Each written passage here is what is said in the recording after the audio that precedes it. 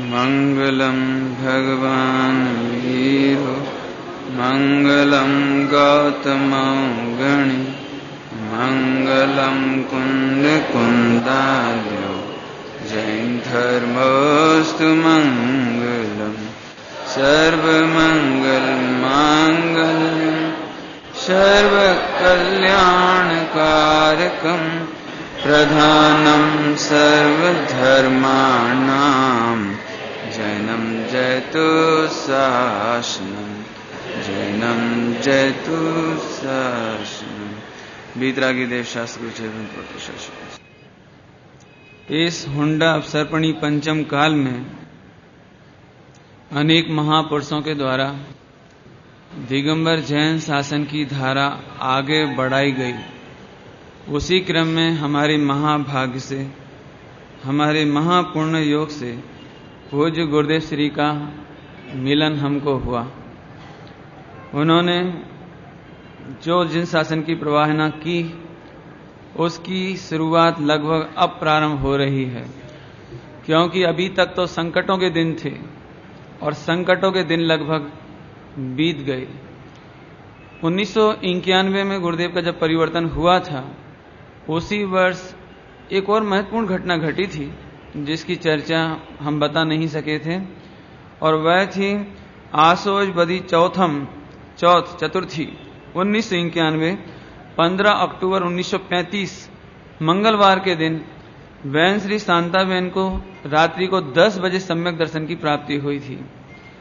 ये दोनों बहनें संग रहने लगी थी, शांता बहन चंपा बहन। यहां तक अपन ने आपको बताया था दोनों में इतना स्नेह कि ये गुरुदेव श्री ने कहा तब तो संग रहने लगे, लेकिन पहली बार जब इन्होंने प्रवचन में देखा एक दूसरे को, उससे 1-2 साल पहले ही, तब से ही दोनों एक दूसरे पर आकर्षित, जैसे अट्रैक्शन हो जाता है ना, प्रेम वो उमड़ता है, किसी को देखकर प्रेम उमड़ता, ऐसे प्रेम उमड़े। शांता बहन को ऐसा लगता था कि इनसे परिचय करने लायक है, चंपा बहन को ऐसा लगता था इन पर प्रेम लुटाने लायक है। ऐसा देख करके आकर्षण हुआ दोनों को। जब गुरुदेव श्री ने कहा तो दोनों जने मिल गए, और समकित होने के बाद भी वो जो मूल घटना है वो बताता हूं। शांता बहन ने 2 दिन तक तो बताया ही नहीं, सही बात है कि बताया ही नहीं, लेकिन चंपा बहन को इनका चेहरा देख कर कुछ लगने लगा कि बात क्या है, ये कोई चेहरे पर उल्लास क्यों है, आनंद क्यों है, रोमांच क्यों है, कोई बात तो है। अभी देखो 25 बरस की उम्र शांता बहन की, और 4 बरस पहले छोटी बहन 21 बरस की उम्र चंपा बहन की। 2 बरस पहले उनको सम्यक दर्शन हुआ, 2 बरस बाद इनको हुआ। उन्होंने उनके दोनों हाथ पकड़ करके कहे, चेहरा उठा करके, कि एक बात बताओ, सही बताओ क्या हुआ है। चंपा बहन ने पूछा, सही बताओ क्या बात है। मुझे लगता है कि तमारू मोडू देखीने समझी गई, तमारू परिणमन થઈ ગયો છે। तब शांता बहन ने चेहरा झुका करके कहा एकदम प्रसन्नता से, बात तो हाची छे। मैंने आत्मानुभूति की प्राप्ति परसों के दिन रात्रि में हुई है, ऐसे बताया। तो दोनों बहनें गले लगकर ऐसे कि अरे जैसे कोई अद्भुत उत्सव हो गया हो, ऐसे दोनों बहनें। लेकिन शांता बहन ने अपनी ओर से कभी नहीं बताया।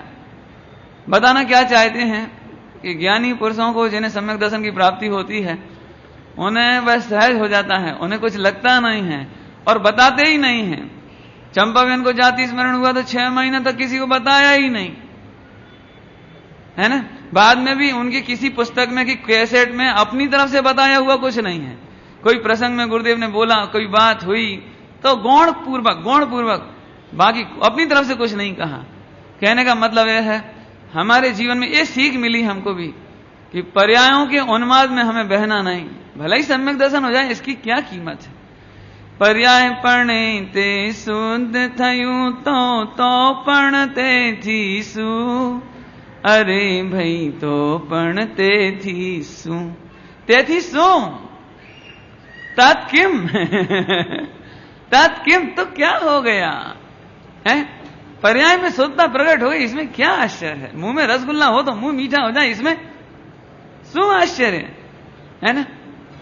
लेकिन हम आपको ये शिक्षा है इस कहानी से कि हमारे जीवन में कभी परिणमन हो जावे तो भी पर्याय बड़ी दिखाई ना दे, पर्याय का बड़प्पन दिखाई ना दे, इतना बड़ा नहीं दिख जावे कि हम छोटे दिखने लगे। सुबह अगुड़ लघु बहुत बढ़िया चल रहा है, अब तो कोई समस्या है नहीं। गुरुदेव श्री ने बद्दू समझा भी हुए, सब समझा दिया, गुरुदेव ने कुछ छोड़ा नहीं है। एक तो ये प्रसंग था।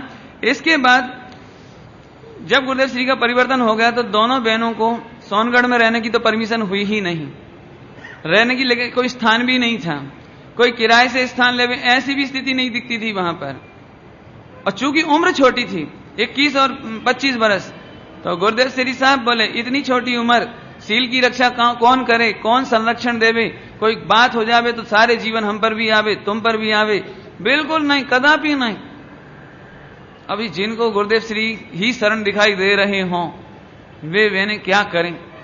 लेकिन ये दोनों बहनें पुरुषार्थी, इन दोनों बहनों ने उस समय गांव गांव जहां जहां ये रहते थे, जहां इनके रिश्तेदार रहते थे, उन रिश्तेदारों को मनाया।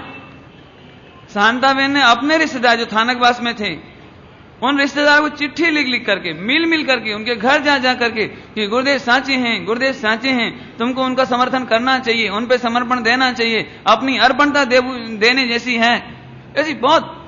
क्यों कि तीनों बहनें चुप नहीं बैठी। इसी का फल था कि हम ये देख रहे हैं कि 1992 में जगह खरीद ली गई थी, 1992 में, और उसका कार्य प्रारंभ हो गया था।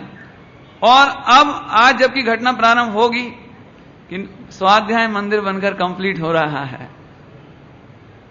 ऐसे ही नहीं बन गया, अचानक कोई आकर के पैसा अर्पण नहीं करने लगा, है ना। अभी बताते हैं आपको। इससे पहले दोनों बहनों ने 2-3 बरस तक अपने रिश्तेदारों को समझाया, रिश्तेदारों के रिश्तेदार जो जो आपस में थे उन सबको गुरुदेव के पक्ष में मोड़ने का कार्य किया। जो भी इनसे प्रभावित हो गए गुरुदेव से, उन्होंने भी ये कार्य किया। तब ये संख्या बढ़ने लगी, इतनी संख्या बढ़ी कि बैठने के लिए स्थान बाकी नहीं रहा स्टार ऑफ इंडिया में। और स्टार ऑफ इंडिया में जब कम जगह दिखाई दी तो फिर एक जगह खरीदी गई थी जिसकी चर्चा कल हुई थी। और जगह खरीदने के बाद ये विचार था, एक उस जमाने का मोटा हाल, आज का तो छोटा है, उस जमाने में तो वो भी बड़ा हाल कि स्वाध्याय मंदिर में एक हाल बना लें और 4 कमरे बना लें ताकि गुरुदेव श्री वहां पर रह सके। ऐसी भावना से पहली बार निर्माण का कार्य 1992 संवत में शुरू हो गया था। और इसी समय 1993 में जीवराज जी महाराज भी आ गए। जीवराज जी महाराज आए और राजपाल जी का इसी वर्ष में अवसान हो गया। माने स्टार ऑफ इंडिया पर रहते रहते राजपाल जी साहब गुजर गए थे। इसके बाद स्वाध्याय मंदिर का काम जोरों से चलने लगा। अब आइए संवत 1994, जबकि बैसाख बदी आठम रविवार 22/5/1938, 22 मई है ना, 5वां महीना मई, 22 मई 1938 को श्री जैन स्वाध्याय मंदिर बन करके तैयार हो गया। इसकी पूरी लागत 12,000 रुपए 12,000, 12,000 ओनली उस समय। लेकिन शांता बहन के रिश्तेदार एक रंगून में रहते थे, रंगून में नाम था उनका मूलजी भाई भगवान जी भाई खारा।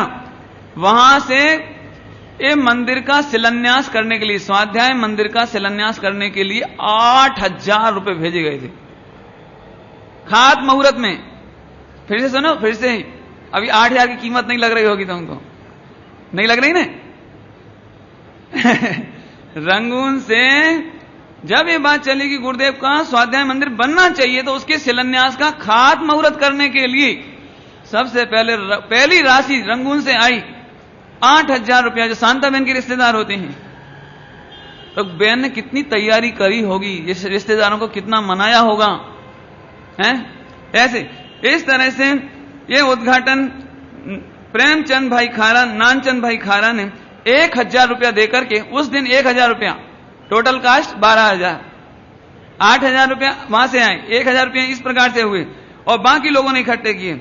और इस प्रोग्राम में 700 लोग इकट्ठे हुए, 700। आज 700 इकट्ठे हो जाए तो अपने को सफलता लगती है। उस जमाने में जबकि लाइट नहीं थी, पूरा गांव में सन्नाटा रहता था, गांव में ज्यादा घर नहीं थे, दिगंबर तो बात ही नहीं, थानकवासी भी नहीं थे। उस समय 700 लोग प्रोग्राम देखने आए थे उस कार्यक्रम में। और इसी समय समयसार जी की स्थापना हुई। इसी दिन चंपा बहन श्री के हाथों से, बहन श्री चंपा बहन श्री के हाथों से समयसार जी की स्थापना हुई। अभी देखो गजब बात, यहां पे भी सुनने जैसी बात है। अब दोनों बहन बराबर, दोनों बहन प्रोग्राम में, शांता बहन के रिश्तेदार काम करा रहे हैं। ऐसा होने पर भी शांता बहन ने ये कहा कि आपने मेरे से पहले सम्यक दर्शन लिया है तो आप मेरे से बड़े हो और जीवन भर आप मेरे गुरु तरीके रहोगे, इसलिए जीवन में कोई भी मांगलिक कार्य होगा तो आपके हाथों होगा, मेरे हाथों नहीं। हम क्या करते, हम क्या करते, सोच सकते हो हम क्या करते? अरे वाह, हमारे रिश्तेदार ने 8,000 माने 8,000 तो सुनने में कुछ नहीं लग रहा है। हमारे रिश्तेदार ने आज की तारीख में कहो तो 8 लाख रुपए मान के चलो, हमारे रिश्तेदार ने 8 लाख रुपए दिए, 1,000 वो दिए, 9 लाख तो हमारे रिश्तेदारों ने दिए हैं, तो 3/4 पैसा तो हमारे रिश्तेदारों ने दिया है, तो हमें करना चाहिए ना। लेकिन नहीं, तो चंपा बहन श्री ने शांता बहन को कहा कि बहन ये मंगल अवसर तो तुम्हें अपने हाथों से करना चाहिए। तब शांता बहन बोली, करोगे तो आप ही, आप मेरे बड़े हो। देखो शरीर की आयु नहीं है। मोक्ष मार्ग में, जैन शासन में सम्यक दर्शन ज्ञान चारित्र बड़े होते हैं। व्यवहार में यदि बड़े भी होते हैं तो सम्यक दर्शन ज्ञान चारित्र बड़े होते हैं। उसकी कीमत करिए। ये है जैन शासन की सुसमृद्ध परंपराएं। अभी दिगंबर परंपरा पता भी नहीं है, वो दिगंबर में तो आई भी नहीं है, लेकिन ज्ञानियों के जीवन में ऑटोमेटिक ऐसा हो जाता है। दूसरी बात आई कि चलो हम दोनों मिलकर करें, तो बहन श्री ने एक बात कही कि भारतीय कस्टम ये है, भारतीय परंपराएं ये हैं, हिंदू परंपरा ये है कि जब कोई धर्म का मांगलिक कार्य होवे तो विधवा के हाथ से नहीं होना चाहिए। मेरे चूंकि नियोग ऐसा बन गया है, इसलिए मैं इस कार्य के पात्र नहीं हूं। मैं इसलिए कहानी सुना रहा हूं कि कई लोगों को ऐसा लगता है कि शांता बहन के साथ शुरू से ही पक्षपात किया गया। शिलान्यास हुआ तो उनके हाथ, मान स्तंभ की प्रतिष्ठा में शिलान्यास हुआ तो उनके हाथ, उमराड़ा में मंदिर का शिलान्यास हुआ तो बहन श्री के हाथ। तो ये बात नहीं है, इसके पीछे शांता बहन श्री की अर्पणता, दूरदृष्टि, भारतीय परंपराओं का आदर बसा हुआ था। इसलिए मैंने ये बात आपको विस्तार से बताई है। तो इस तरह से ये सारी घटनाएं हुई और इस तरह से ये कार्यक्रम जोरदार हुआ। इसी समय जब समयसार जी विराजमान हो गए तो प्रतिदिन गुरुदेव श्री जागते ही, पहले से ही भी हुआ था, बताया था आपको पहले से भी, लेकिन अभी भी गुरुदेव श्री प्रतिदिन उठ करके सबसे पहले समयसार जी के सामने साष्टांग लेटकर प्रणाम करते थे। क्योंकि हमारे दुर्भाग्य से कोई देव है नहीं, मुनिराज कोई दिखते नहीं, अब हम कहां जावे, हमें तो शास्त्र ही सब कुछ है। इस समय तो शास्त्र को इस तरह प्रणाम करने लगे।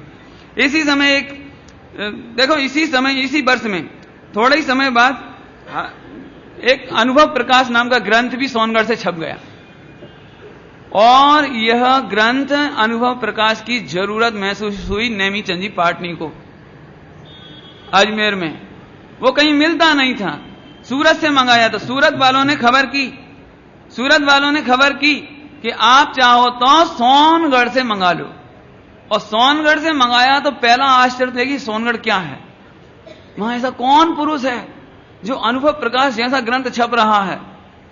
ऐसी जिज्ञासा, आश्चर्य, कौतूहल। नेमीचंद जी पाटनी जी उस समय 25 वर्ष के थे, और उन्हें ऐसा कौतूहल, लेकिन आने का सौभाग्य अभी नहीं मिला। अभी तो एक कौतूहल, जिज्ञासा, परिचय। यहां से दिगंबरों को पहला परिचय नेमीचंद जी पाटनी जी को मिलने का सौभाग्य मिला। अभी पुस्तक और कुछ नहीं, अभी देखे में कब आते हैं यहां पर है ना। अभी देखो इसी तरह से समयसार जी पर प्रवचन प्रारंभ हो गया है ना सोनगढ़ में। उसी दिन से समयसार जी पर प्रवचन भी प्रारंभ हो गए, और इस तरह से गुरुदेव श्री का प्रवचनों में यह बात आने लगी, दिगंबर मुनि दशा बिना केवल ज्ञान नहीं होता। सवस्त्र साधु को 3 काल में केवल ज्ञान नहीं होता। यहां से गुरुदेव के प्रवचन स्टार्ट। पब्लिक 700 आई, वो सुन रही, कि साहब अभी तो मत बोलो, ऐसा नहीं हो लोग भड़क कर वापस चले जाएं। अभी तो ये कहो कि तुम भाग्यशाली हो, आ गए हो, ऐसा कहो ना। गुरुदेव बोले नहीं है, श्रीमद जी ने भी लिखा है ना, तीन लोग तृण काल मास परमारथ, एक हो तृण काल मां परमारत्ना पंथ, एक हो एक। और गुरुदेव श्री ने उसी की जायरात उसी प्रवचन से की यहां से। इस तरह से गुरुदेव श्री का आवास भी यहीं पर बनाया गया। आपको पता ही है, अभी भी गुरुदेव श्री का आवास वहीं रहा था जब तक वे रहे। एक कमरे में गुरुदेव का आवास, दूसरे में स्नान आदि की सुविधा है, ऐसे 2 कमरे। इस साइड के 2 कमरे में जीवराज जी महाराज और एक महाराज जो जीवन महाराज आए थे, जीवन जी महाराज, और 2 महाराज, और राजपाल जी गुजर गए। 2 महाराज ये भी उसी दिन इधर आए, लेकिन इधर आवे उससे पहले एक सुंदर घटना और हुई। आज की ही तारीख में 22/5/1938 को, सन में बोल रहे हैं ना, आज के ही दिन जब गुरुदेव श्री बाजे गाजे से सारे 700 मुमुक्षु उन्हें लेने के लिए पहुंचे स्टार ऑफ इंडिया, तो हीरा भाई दामानी और उनका पूरा परिवार फूट फूट कर रो रहा था, फूट फूट कर रो रहा था। अरे रे आज हमारा घर सूना हो गया, आज हमारे देवता हमारे मंदिर से चले गए, आज हमारा परमात्मा हमारे घर से जा रहे हैं। अरे अब इतना फूट फूट के रोवे। तो गुरुदेव श्री जैसे ही निकलने को हुए तो दोनों पैर पकड़ के दामानी लौट गए पैरों में। भाई अब गुरुदेव को भी आंखों में आंसू भरा है, सारी पब्लिक को भी आंखों में आंसू भरा है। करें तो करें क्या, जाना तो है, रहना तो हो सकता नहीं। गुरुदेव श्री ने दोनों हाथों से उठाया, भाई तमें गमे ते कहो। बोलो क्या बात है, साधु का जीवन तो बहती नदी के समान है भाई।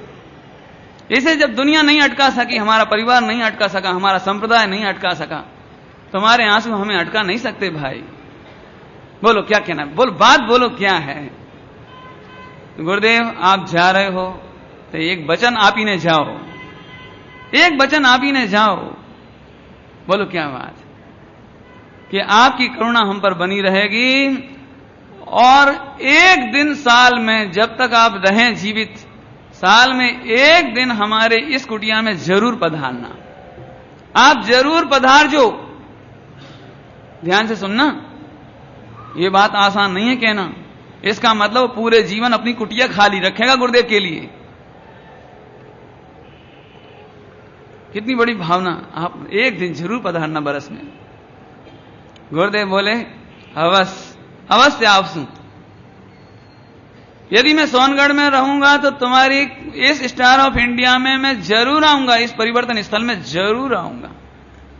और तब से गुरुदेव प्रत्येक बरस 6 सुदी 13 के दिन यदि सोनगढ़ में रहे तो वे वहां पर अवश्य गाजे बाजे से जाते थे, सारे मोक्षु जाते थे। गुरुदेव श्री का एक दिन का भोजन वहां होता था दामानी परिवार की ओर से, और वे पूरा प्रवचन भक्ति दिन भर का आयोजन वहां होता था, और वह परंपरा आज तक चल रही है। गुरुदेव श्री के बाद भी वो परंपरा आज तक चल रही है। बाद में हीरा भाई दामानी, उनका बिजनेस फैल गया, पुण्य का उदय विशेष हुआ, बॉम्बे में भी उनके बालक रहते हैं, पुत्र रहते हैं। तब इस खुशी में बहुत वर्षों से, मुझे नहीं मालूम किस बरस से, लेकिन बहुत वर्षों से हीरा भाई दामानी जिस दिन गुरुदेव पधारते थे उस दिन का पूरा भोजन खर्च, पूरे मोक्षों का भोजन खर्च अपनी तरफ से करते थे। सभी लोगों का भोजन, साधर्मी निमंत्रण, गुरु वात्सल्य भोज, और भोजनशाला जो अतिथिशाला क्या कहलाती, भोजन रसोड़ा अतिथिशाला, उसमें उन्होंने आजीवन का पैसा भर दिया। 18,500 बरस यदि सोनगढ़ रहेगा, 18,500 बरस तक भी यदि वो अतिथिशाला रहेगी, तो गुरुदेव श्री की स्मृति में निरंतर 18,500 बरस तक दामानी परिवार की ओर से संपूर्ण हिंदुस्तान के मुमुक्षुओं को भोजन कराया जाता रहेगा। कितनी दूरदृष्टि, क्या भावनाएं, क्या अर्पणता, क्या समर्पण। मैं सच कहता हूं, ये कहानी तो अद्भुत हमारे लिए प्रथमान योग बन गया है। अद्भुत चारित्र बन गया है। इसके एक एक पात्र का जीवन हमारे लिए कोई आदर्श बन गए हैं, अपने जीवन में ये शिक्षाएं उतारने जैसी बन गई हैं। इसलिए मैं बहुत उत्साह से इन चर्चाओं को आपके सामने कर रहा हूं। आगे इस तरह से एक कमरे में, 2 कमरे में तो गुरुदेव इस तरफ रहने लगे और 2 कमरे में इस तरफ जीवन महाराज और जीवराज जी महाराज। और अगले बरस में एक महाराज और आए, काशड़ चंद जी महाराज, वे भी यहां रहे। और बाद में तो देख के बताऊंगा, काशड़ महाराज जी बाद में गुजर गए। एक महाराज जो पहले आए थे जीवन महाराज, वे भी गुजर गए। मात्र जीवराज जी महाराज गुरुदेव श्री के बाद तक जीवित रहे, बाकी तो सब इस तरह से क्रमे क्रमे गुजर गए। इस तरह की घटनाएं हुई। और इसी तरह से बहन अभी क्या करें, स्वाध्याय मंदिर तो बन गया, प्रवचन होने लगे, सब काम होने लगा, अभी करें क्या? तो इसी, अब बहनों को रहने की स्थान नहीं, बहनों को रहने की स्थान नहीं, तो अब करें क्या?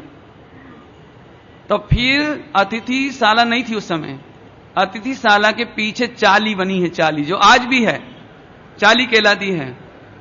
अभी भी आप देखो उस जमाने की चाली है, और दोनों बहन श्री को रहने की व्यवस्था वहां की गई। बाद में सुशीला श्री वगैरह परिवर्तित हुए, उनको भी रहने के लिए वहां स्थान हुआ, वो आज भी वहां रहते हैं। सुशीला श्री फेमस है, अपने को प्रसिद्ध है सब, वो अभी भी वहां रहते हैं। ऐसे जितनी बहनों को वहां रहने की व्यवस्था की गई, अभी रहते हैं। अभी दोनों बहनों को यहां रहने की व्यवस्था हुई।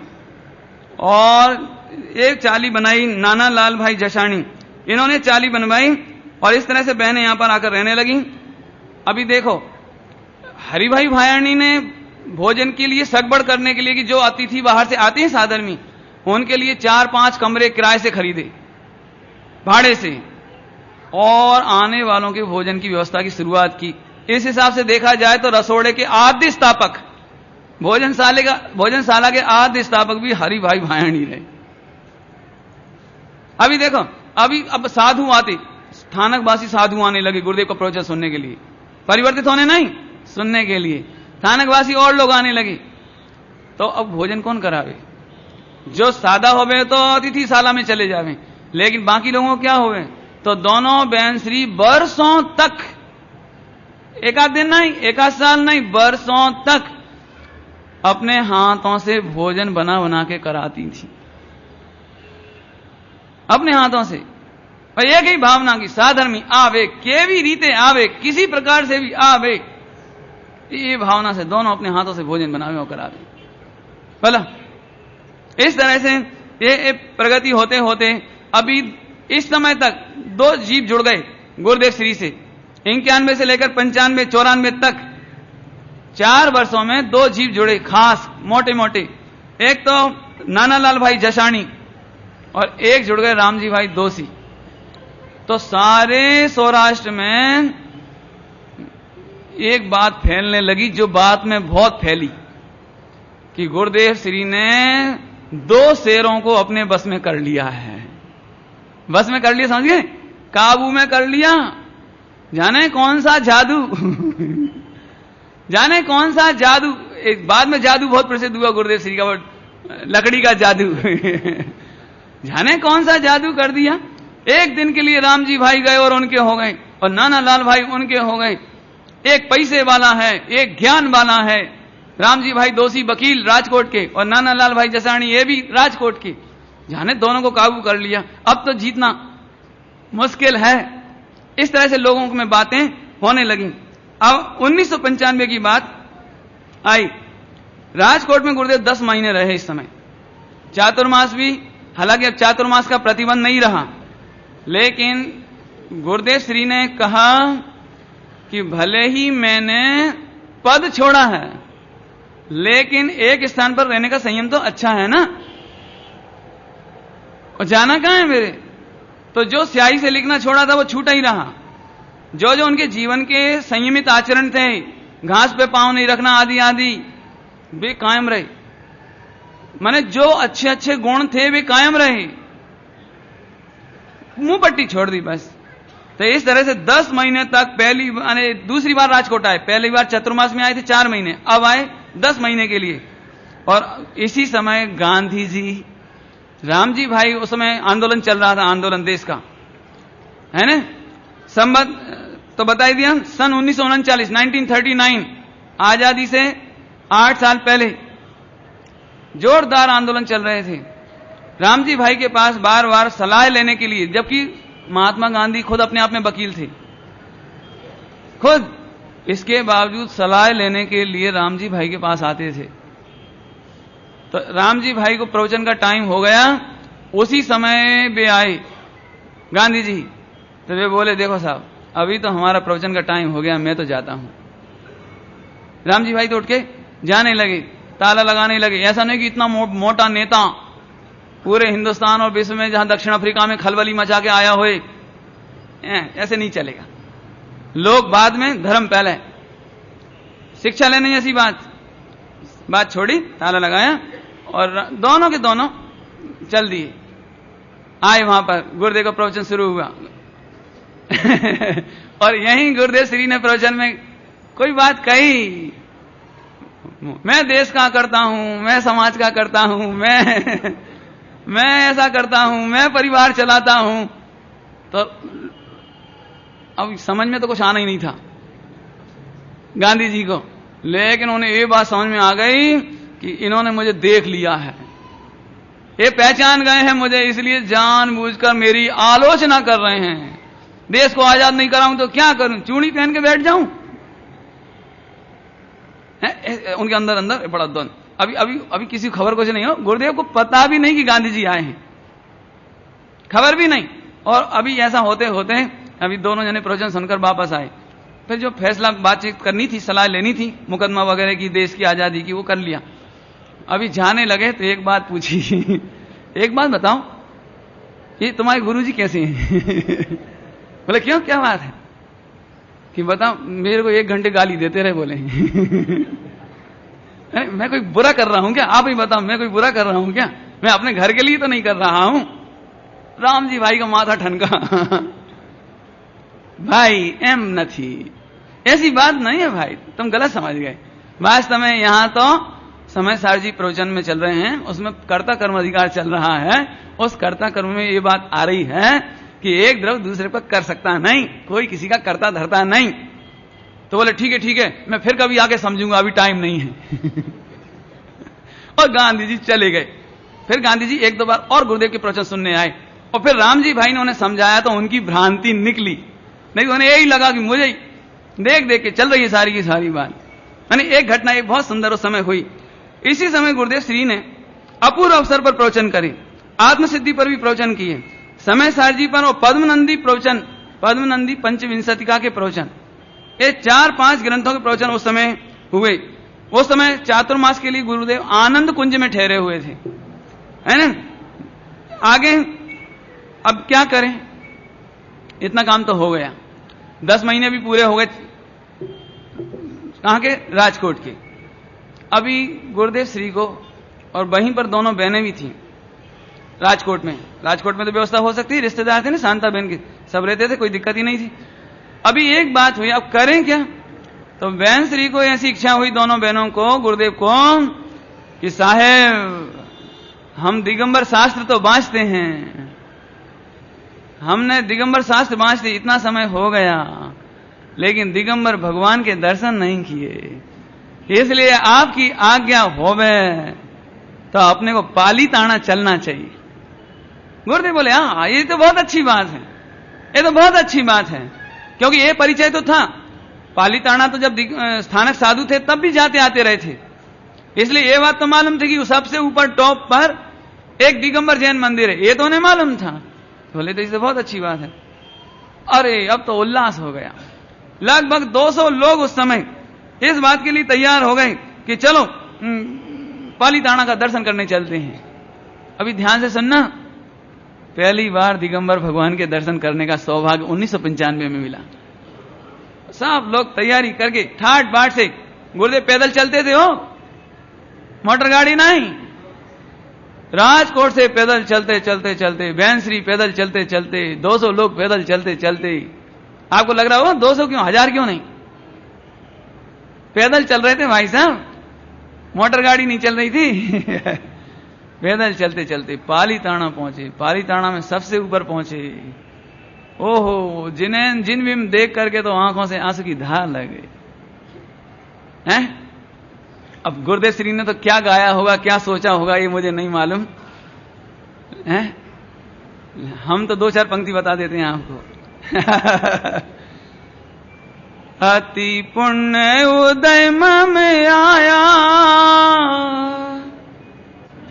प्रभु तुम्हारा दर्शन पाया, अब तक तुमको भी न जाने, दुख पाए निज गुण हानि, पाए अनंत दुख अब तक जगत को निज जान कर, सर्वज्ञ भासित जगत हित कर, धर्म नहीं पहचान,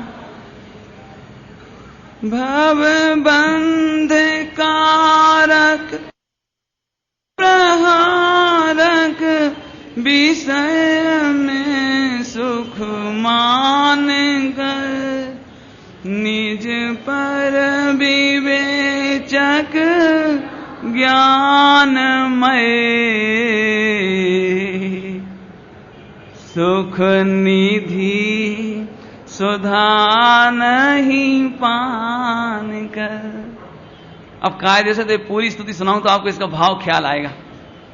भाव तो आया होगा ना कुछ, जब गुरुदेव ने पढ़ी होगी, मैं पढ़ के सुना रहा हूं तो आपको स्पेशल भाव समझ में आया। हे प्रभु, आज तक मैंने जगत में अपनापन मानकर दुख ही दुख उठाए हैं, आज तक आपको नहीं पहचाना, दुख ही दुख पाए। सर्वज्ञ भगवान के द्वारा कहा गया धर्म नहीं पहचाना है। अब पूरी तो आप पढ़ लेना, हम आखिरी की भी पढ़ लेते हैं। आनंद कंद जिनेन्द्र बन, समझ में आया? तुम नहीं, भगवान नहीं, मैं बनूं। कैसे बनूं वो पूरी प्रोसेस इसमें आई, वो आप पढ़ लेना। गुणगान में ही चित्त पगे, वो सब वो आप पढ़ना पूरी हो। मैं पूरी पढ़ने का टाइम नहीं होने से, कहानी बड़ी है इसलिए बीच बीच में सेंसर कर रहा हूं। क्या करें, हमें टाइम भी तो नहीं है। हाँ हाँ, आनंद कंद जिनेन्द्र बन, उपदेश को नित उच्चरूं, मैं सुनूं नहीं, उच्चारण करूं, दिव्य ध्वनि खिराऊं, सुनूं नहीं। सुन तो पहले ही चुके, दूसरे छंद में सुन चुके। मैं इसलिए जानबूझ के सुना रहा हूं कि आप पढ़ते भी हो तो कभी अर्थ विचारना है। आनंद कंद जिनेन्द्र बन, उपदेश को नित उच्चरूं, आवे अमर कब सुखद दिन, जब दुखद भव सागर तरु। पहली बार भगवान का दर्शन किया प्रभु, वो दिन कब आए जब मैं दुखद भव सागर को तैर के मोक्ष में जाऊं। चार मंगल शरण श्रेष्ठ हैं लोक में। अर्थ समझ में आ रहा है ना? धीरे धीरे बोलूंगा, अर्थ नहीं करूंगा, ध्यान से सुनना सभी लोग। चार मंगल शरण श्रेष्ठ हैं लोक में, आप्त अविनाशी साधु दयामय धर्म। आप्त माने अरहंत, अविनाशी माने सिद्ध, साधु माने साधु और धर्म। चार मंगल, चार उत्तम, चार शरण। समझ गए? 2 लाइनों में हो गई, 2 लाइनों में पूरा मंगला वो दंडक, चत्तारी दंडक 2 लाइन में हो गया। फिर से सुनाऊं।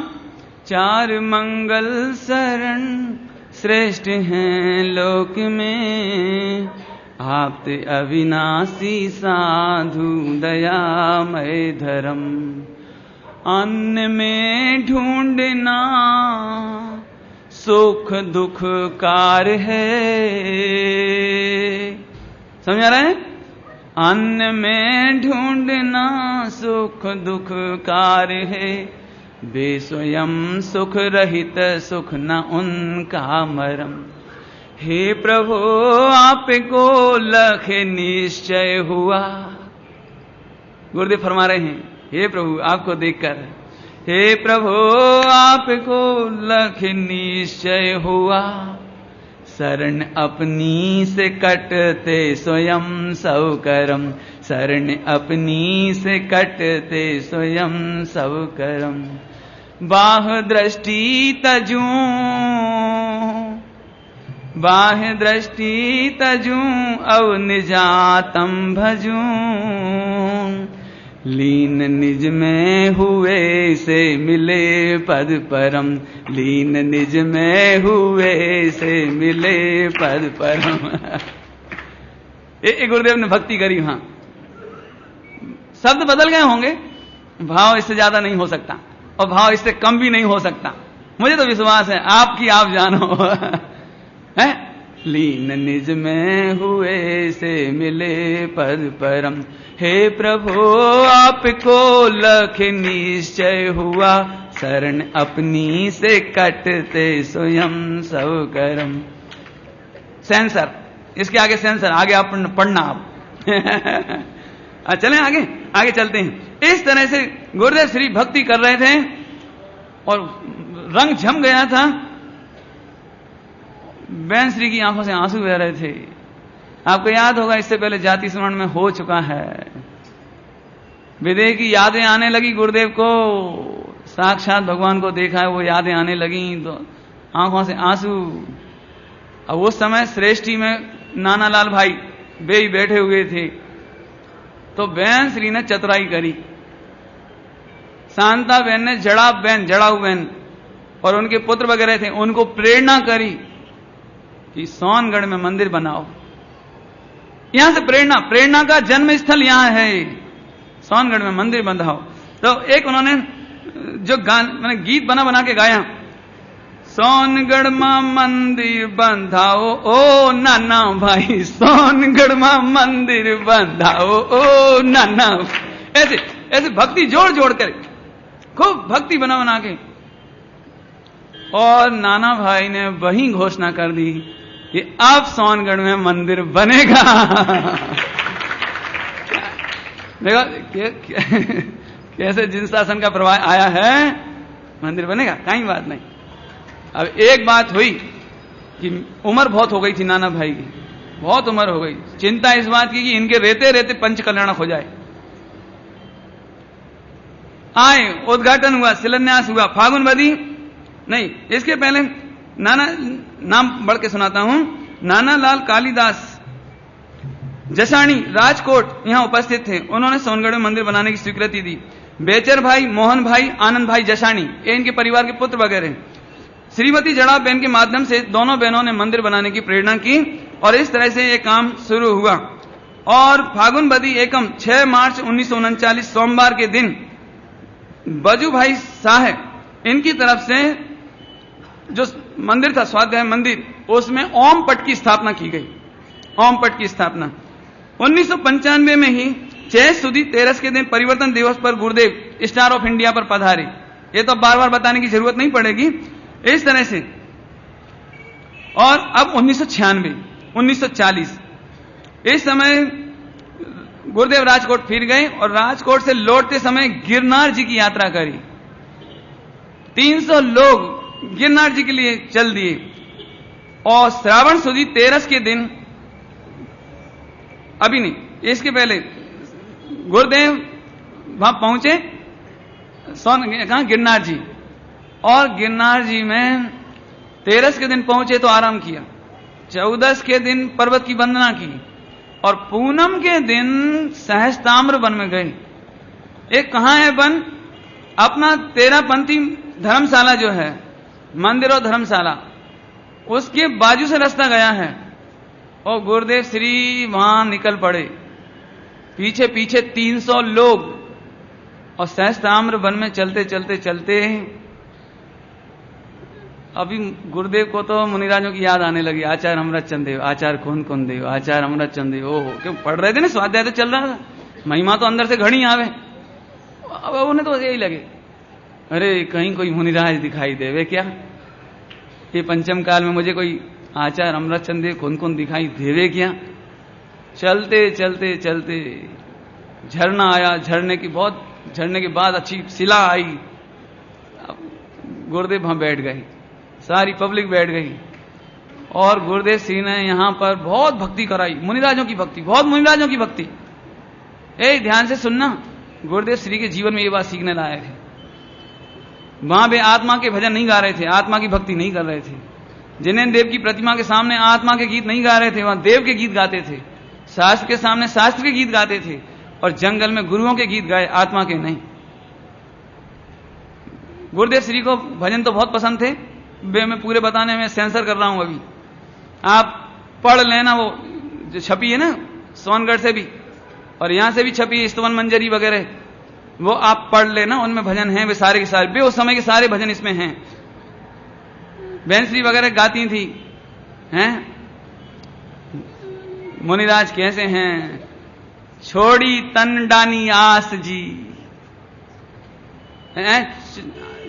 आठों पहर उदास जी, छोड़ी गुरुओं ने मुनियों ने तंडानी आस जी, जंगल में बिछड़े, ऐसे ऐसे उसका भाव था।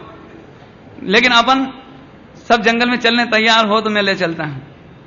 चलना है, गाना आपको भी पड़ेगा, मैं गवाता हूं, आप यही समझ लो कि हम सहस्त्राम्र वन में बैठे हैं और गुरुदेव गवा रहे हैं और हम सब उसका आनंद ले रहे हैं।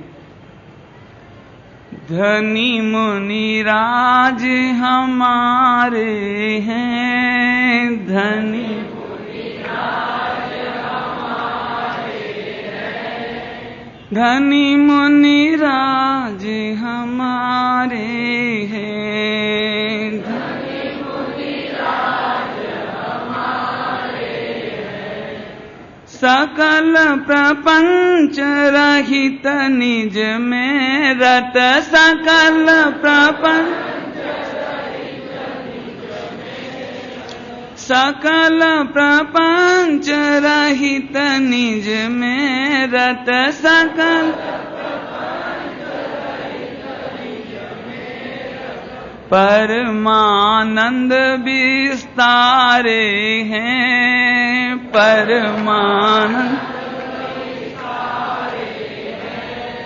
निर्मोही रागादि रहित हैं,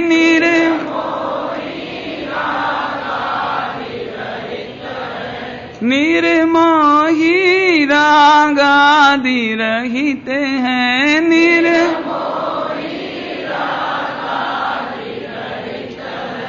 केवल जानन हारे हैं, केवल जानन हारे हैं, धनी मुनि राज हमारे हैं, धनी मुनि राज हमारे हैं, घोर परिसह उपसर्गों को,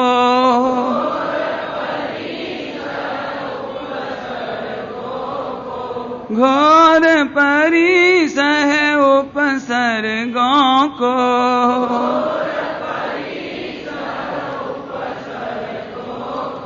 सहज ही जीतन हारे हैं,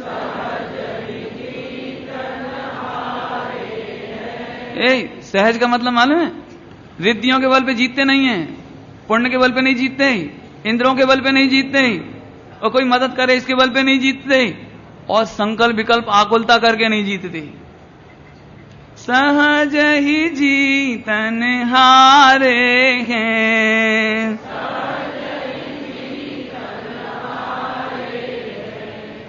आत्म ध्यान की करनी माही जो, आत्म ध्यान की अग्नि माही, आत्म ध्यान की अग्नि माही जो,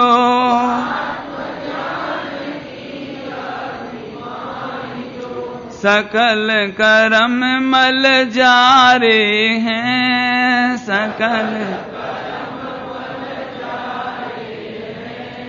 धनी मुनि राज हमारे हैं, धनी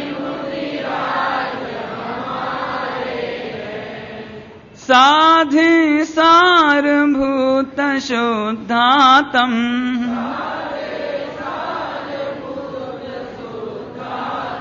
साधे सारभूत शुद्धातम,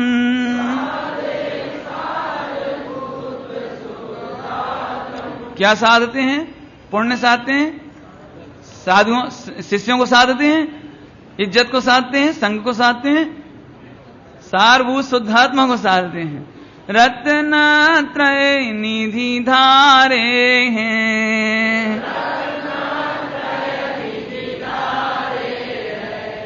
तृप्त स्वयं में तुष्ट स्वयं में। अब इसका एक एक का क्या अर्थ करें? दिगंबर महाराज कैसे हैं? आत्मस्वरूप में तृप्त, आत्मस्वरूप में संतुष्ट, तृप्त स्वयं में तुष्ट स्वयं में।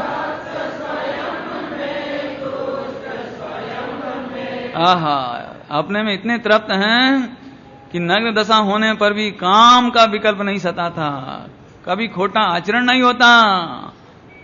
सारे जगत को तो आश्चर्य लगे। काम सुभट संघारे हैं, काम धनी मुनि राज हमारे हैं,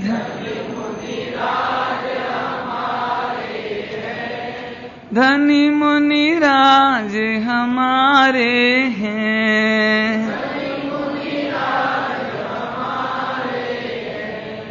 सहज होए गुण मूल 28,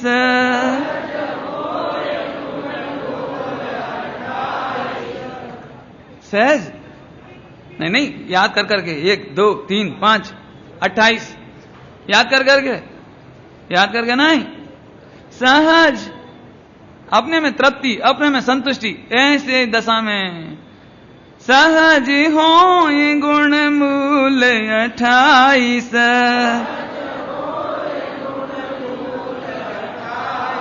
नग्न रूप अविकारे हैं, नग्न बनवासी व्यवहार कहते हैं। महाराज कहाँ रहते हैं? घर पे कि दुकान पे? क्या महाराज कहाँ रहते हैं? मंदिर में रहते हैं? अच्छा, वन में। ऐसा व्यवहार से लोग कहते हैं। बनवासी व्यवहार कहते हैं, निज में निवसन हारे हैं, निज धनी मुनि राज हमारे हैं, धनी धनी मुनि राज हमारे हैं, धनी। चलो अब जल्दी से सभी लोग भक्ति करने के बाद गुरुदेव श्री ने तो वहां पर नेमिनाथ भगवान की कहानी सुनाई। नेमिनाथ भगवान बाल ब्रह्मचारी, उनकी बहुत भक्ति आई, खूब स्मरण किया। दीक्षा कल्याण का प्रसंग गुरुदेव ने बहुत याद किया वहां पर। और जब उन्हें वो सब बातें याद आई नेमिनाथ भगवान की दीक्षा कल्याण की, तो उस तपोभूमि में गुरुदेव साष्टांग लेट गए। अब क्या चल रही होगी अंदर, ये तो वो ही जाने।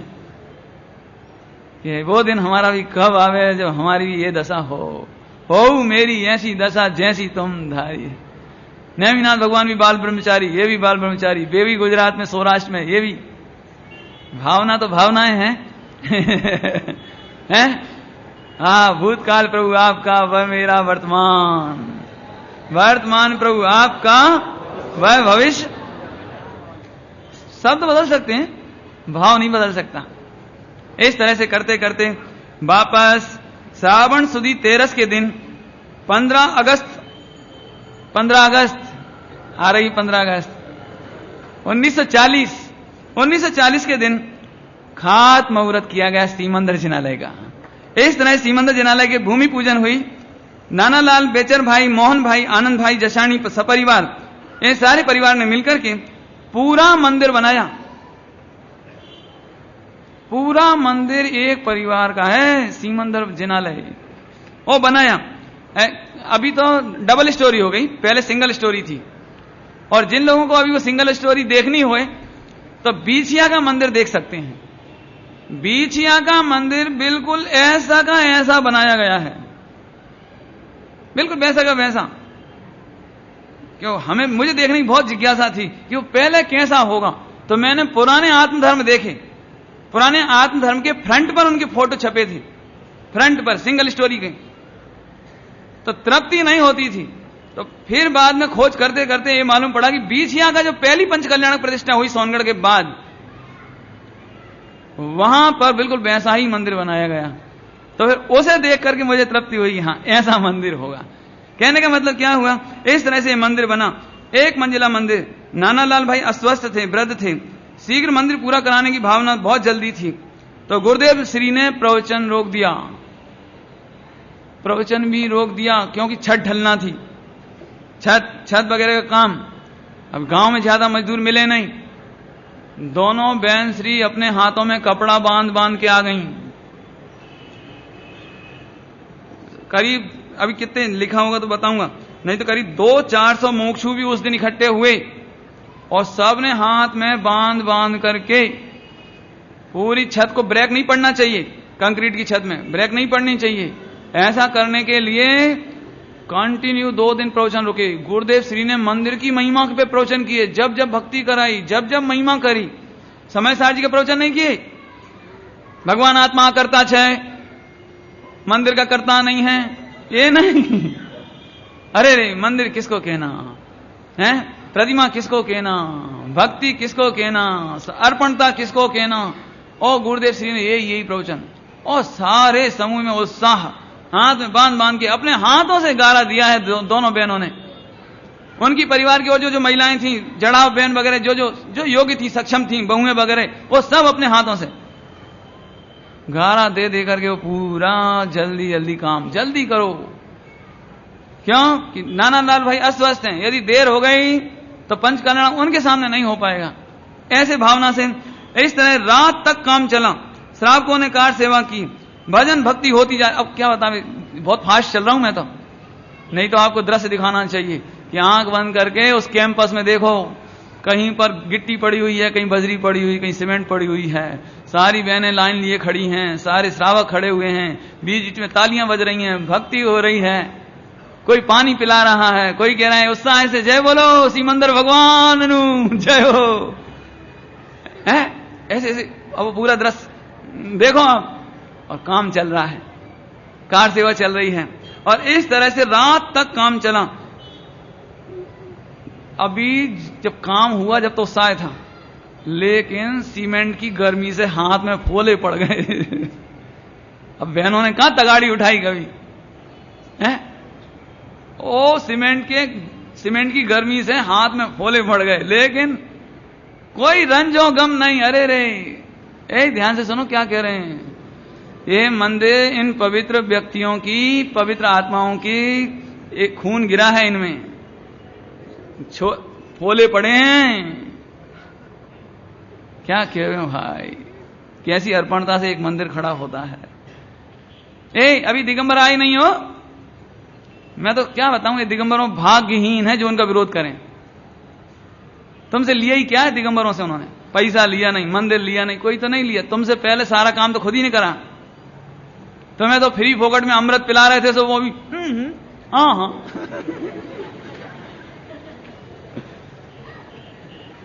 फ्री में ही तो पिला रहे थे ना, हैं?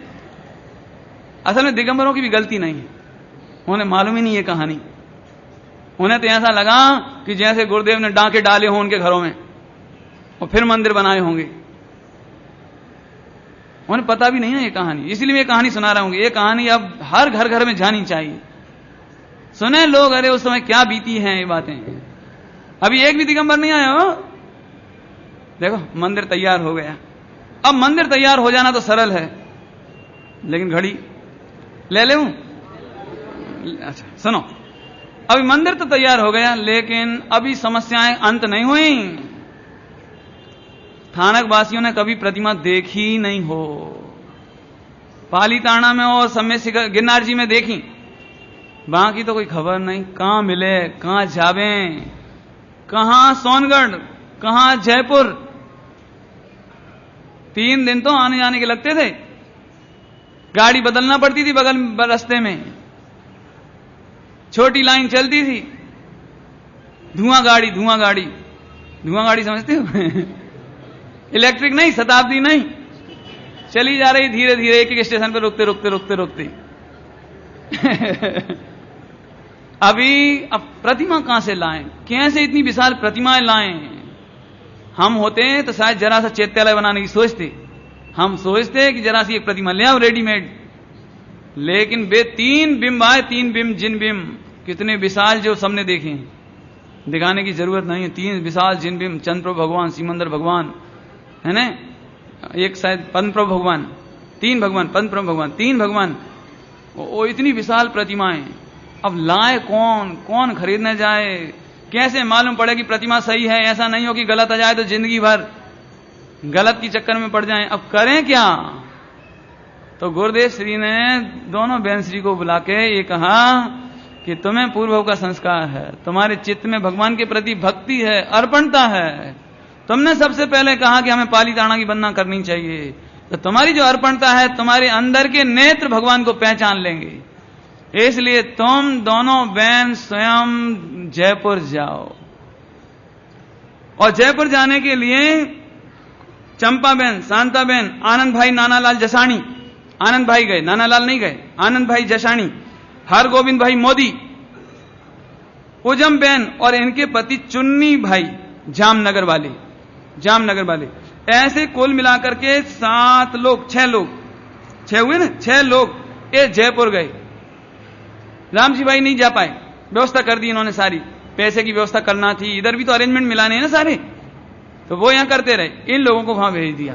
ये 6 लोग रेलगाड़ी में सवार होकर के 3 दिन बाद वहां पहुंचे। अभी कोई एड्रेस मालूम नहीं, पहली बार नगर में गए जयपुर। जयपुर माने उस समय भी राजाओं की राजधानी जैसी स्थिति, बड़ा नगर, मोटा नगर। कहां जाएं, क्या देखें, क्या करें? फिर जैनों को पूछा, पता लगाया कि भाई प्रतिमा खरीदना है, क्या करें? तो वहां इनको चैन सुखदास जी न्याय तीर्थ मिले। चैन सुखदास जी, पंडित चैन सुखदास जी न्याय अलंकार वहां मिले। तो उनने फिर उनको 2-3 जगह दिखाई प्रतिमाएं, लेकिन पसंद ही नहीं आई। देखो अंधानुकरण नहीं कि हाँ ठीक है ठीक है परचेज कर लो, ये नहीं। पैसा कितना भी लगे, लेकिन प्रतिमा निर्दोष चाहिए हमें। पैसा कितना ही लगे, ऐसा नहीं कि चलो चलेगा चलेगा, ये नहीं। और फिर नहाटा के यहां गए तो सामने प्रतिमा 3 विराजमान देख करके बैठे, दोनों बहन श्री और सब लोग बैठ गए और देखते रहे गौर लगा के बिल्कुल, और पसंद आ गई। तो फौरन बहन श्री ने कहा कि इन तीनों प्रतिमाओं का फोटो निकलवाओ, पीछे कपड़ा बांध के, और एक फोटोग्राफर, अब पहले आज जैसा फोटोग्राफर नहीं, किक ऐसे नहीं, वो पहले जमाने में तो ये इतना बड़ा होता था, वो काला सा डब्बा सा, और डब्बे के ऊपर कपड़ा डालते थे डब्बा पे कपड़ा ऐसे ऐसे करके, और फिर वो फोटो खींचते थे। वह फोटो आज भी चंपा बहन श्री के कक्ष में आज भी विद्यमान है। वो 3 प्रतिमाओं का पहला फोटो, कोई जाओ तो देखना, वो फोटो अभी विद्यमान है वहां पर। फोटो खिंचवाया, अंदर में अत्यंत हर्षोल्लास, पैकिंग कराई, कितनी बड़ी बड़ी प्रतिमाएं पैकिंग कराई। अभी पैकिंग कराई तो रेलवे स्टेशन आए। रेलवे स्टेशन पर वे बोले कि एक गुड्स ट्रेन से भेजी जाएंगी, मालगाड़ी से, 10 दिन में 15 दिन में पहुंच जाएगी। जब पहुंच जाएगी। दोनों बहन श्री बोले नहीं, हमें अब प्रतिमाओं को छोड़ने में 1 मिनट भी बर्दाश्त नहीं। अब हम बिना प्रतिमा के कैसे रहें, हमें बर्दाश्त नहीं, चाहे कुछ हो जाए। 3 दिन रेलवे स्टेशन पर पड़े रहना पड़ा। परमिशन लेनी पड़ी, स्पेशल परमिशन, परवानगी लेनी पड़ती ना। परवानगी लेने के लिए चक्कर काटने पड़े, आनंद भाई को, चुन्नीलाल भाई को चक्कर काटने पड़े, ढूंढ मचाई, तब बड़ी हाथा जोड़ा कर करके ये परमिशन मिली कि गार्ड के डब्बे में रख करके चली जाएंगी और साथ में तुम जनरल बोगी में उसमें बैठोगे, मतलब कमरे अपने बोगी में। ऐसा करवा के वो परमिशन मिली। तो महसाना तक आए और महसाना पे ट्रेन बदलनी पड़ती है, तो फिर वो चक्कर आ गया। तो फिर परवानगी लेने में 2-3 दिन लग गई। बड़ी मुश्किल से फिर परवानगी मिली, परमिशन मिली और फिर संग में लेके चली। अभी चलने से पहले एक बात बताना हमें रह रही है, वो बताता हूं आपको। दोनों बहनें प्रतिमाओं को कोई आदमी को हाथ ना लगाने दें। ये कैसा आदमी होगा, लेटरिन के कपड़े पहना होगा, कहां के आया हुआ है, क्या खाता होगा, शराब पीता है, सिगरेट पीता है, क्या करता है। हमारे भगवान ने अड़जो न थी, हमारे भगवान को अड़जो न थी। ऐसे वो अब इतनी बड़ी बड़ी पेटी, तो गार्ड को बोले, गार्ड को बार बार बोले, गार्ड को, हमारा त्रिलोक ना नाच है, हमारा भगवान छे, हमारा सर्वज्ञ छे, आ ऊपर कोई चीज मुक जो नहीं, आ ऊपर कोई चीज रख जो नहीं, बैठ जो नहीं। बैठ जाए ना, जैसे पेटी हो बड़ी बड़ी तो बैठ जाए कोई, बैठ जो नहीं, त्रिलोक नो नाथ, हमारा परमेश्वर, हमारा भगवान, इस पर कोई बैठना नहीं। वो उतारने आए ना, उतारने, धक्का से मुक जो नहीं। ये ऐसे सच कहते हैं आपको, क्या बहन श्री क्या भक्ति। इसलिए मैं कहता हूं ये कहानी सुनो आप जरा प्रेम से। अरे रे क्या भक्ति, कोई प्रतिमा पे हाथ तो रख देवे, कोई पेटी पे, कोई बैठ तो जावे, देखे कोई छू तो लेवे, पटक तो देवे। 4 आदमी गए, 8 आदमी काम करो, पैसा ज्यादा लो, लेकिन पटकना नहीं, फेंकना नहीं। अभी जैसे तैसे करके सोनगढ़ में आ गए, लेकिन वो थी बदी 14 होने के कारण बहन श्री को चौगड़िया देखती थी, चौगड़िया, पूरे रास्ता चौगड़िया देखती थी। चौगड़िया कब प्रतिमा उठा के ले जाना, लाभ के मुहूर्त में या अमृत के मुहूर्त में, तो वो उधर भी देखा जयपुर में और इधर भी। अभी जैसे ही मुहूर्त देखा तो बहन श्री को तो दुख हो गया कि अरे रे, हमारे सोनगढ़ में, हमारे मंदिर में प्रतिमा बदी 14 को पहुंचे, जो अमावस में बदल जाती है। अभी समझ नहीं पाए होगे ना, बदी 14 जो अमावस के अंधकार में बदल जावे। अरे रे, ऐसी तिथि में हम अपने भगवान को मंदिर में नहीं ले जाएंगे। और दोनों बहनों ने वो प्रतिमा उतरवा करके स्टेशन मास्टर को देकर लॉकर में रखवा दी, और उसको भी वही सलाह, क्या सिखामंड, भलामंड, सुनो प्रतिमा पे कोई सामान नहीं रख जो, ऐसा नहीं कोई सामान लाए हो, तगारी रख दी, कुछ रख दिया, ऐसे नहीं करना, और कोई हाथ नहीं लगाना, और फला नहीं करना, और छू जो नहीं, जाती जावे। और बार बार स्टेशन मास्टर साहब, हाँ बहन हूं, ख्याल रख जू, क्या बोलते हैं, हम ख्याल रखेंगे, तुम चिंता नहीं करो, हम सब। अभी इससे पहले एक घटना और हुई। उस जमाने में टेलीफोन की सुविधा नहीं थी। गुरुदेव श्री को इन 8-10 दिनों में क्या हुआ कुछ खबर नहीं। गुरुदेव को तो रात रात नींद नहीं आवे, क्या हुआ होगा, प्रतिमा मिली होगी कि नहीं मिली होगी, बहनें कहां भटकती होंगी, भोजन कहां करती होंगी, साधर्मी वात्सल्य, प्रतिमाओं के प्रति भक्ति, क्या हो रहा होगा, क्या नहीं हो रहा होगा। हे भगवान, कुछ टेलीग्राम भी नहीं आ रहा, कोई सूचना भी नहीं आ रही, आज आ रहा है कि कल आ रहा है कि परसों आ रहा है, कब आ रहा है, कुछ खबर नहीं, क्या हो रहा। ये गुरुदेव को यहां बेचे नहीं। और आज 13 की रात को सोए थे और 14 की सुबह उठे 4-5 बजे। तब सोनगढ़ के आंगन में स्वप्न देखा गुरुदेव ने कि सोनगढ़ के आंगन में आकाश से 3 बिजली तड़ के नीचे गिरी हैं। और गुरुदेव श्री की आंख खुल गई। गुरुदेव समझ गए 3 भगवान पधारने वाले हैं, समझ गए। नौकार सी गिरने लगे, भगवान की भक्ति करने लगे, प्रभु पधारो पधारो। अभी अभी अभी दोनों बहनें इतने में ही सुबह सुबह रेल आ गई, सब बे उतार के सब आ गए। गुरुदेव को सारा समाचार दिया। गुरुदेव का 3 प्रतिमाएं आई हैं साहेब, 3 प्रतिमा लाए हम। बोले गुरुदेव बोले मुझे तो पहले ही मालूम था मैंने तो पहले ही स्वप्न में देख लिया था। अद्भुतता की बात देखो, कितनी अपार भक्ति हो जो ऐसे सपने आए। हम में मंदिर बनाने, लेकिन हमें कितने सपने आते हैं सो देख लेना आप ईमानदारी की बात कर रहे हैं। असल में अब हम पैसे से खेलते हैं, हमारी सोच पैसा, हमारी भक्ति पैसा, हमारी अर्पणता पैसा, हमारा सब कुछ पैसा है। लेकिन गुरुदेव श्री ने पैसे से कुछ नहीं पाया है, भक्ति से सब कुछ पाया है। ये बहन श्री ने भक्ति के बल पर कुछ पाया है। अब तो 2 अभी समय था ना, है ना। इसके बाद ये सब कुछ हुआ। पोष बदी 14 7 फरवरी 1940 बुधवार के दिन ये प्रतिमाएं सोनगढ़ पहुंची थी जयपुर से। 7 फरवरी 1940 के दिन अमावस का विचार करके रेलवे स्टेशन पर रोक दी। ये बात आपको बता दी। अभी 2 दिन पोष बदी 14 सारे गांव में सूचना फैला दी।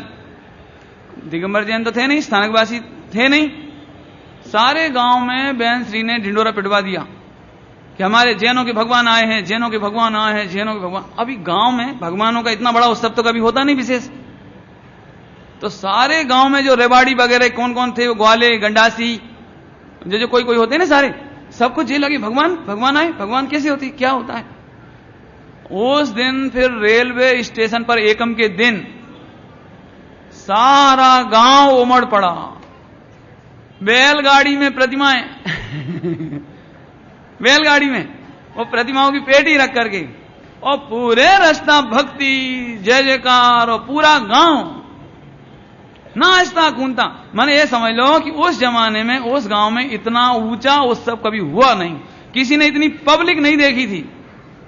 ऐसी पूरे गांव एकजुट, महिलाएं बच्चे, जैन का तो पता ही नहीं था।